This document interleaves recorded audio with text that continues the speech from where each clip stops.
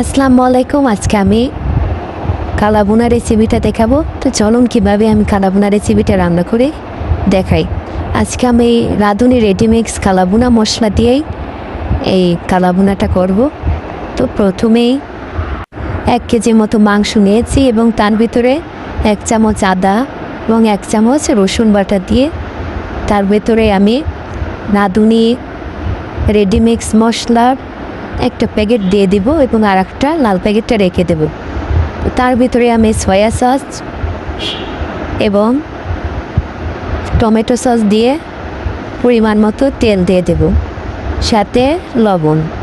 তারপরে আমি সুন্দর করে মাখিয়ে 1 ঘন্টার মতো রেখে দেব।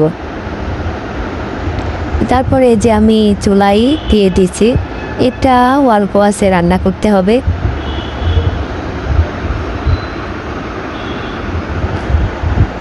ভালো করে ঘন ঘন নেড়ে দিতে হবে।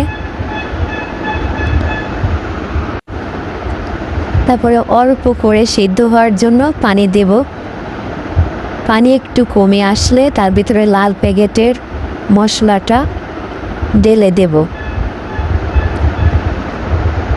দিয়ে আবার আমি ঢেকে আস্তে আস্তে জোর কমা পর্যন্ত এটা রান্না করব।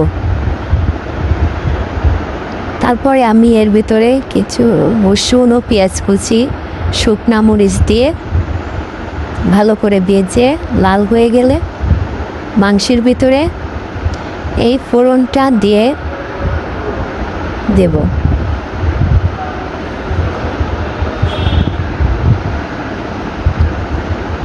ফোড়নটা দিয়ে হয়ে গেলে এটা ভালো করে নাড়তে হবে অনবরত, যাতে নিচে না লেগে যায়।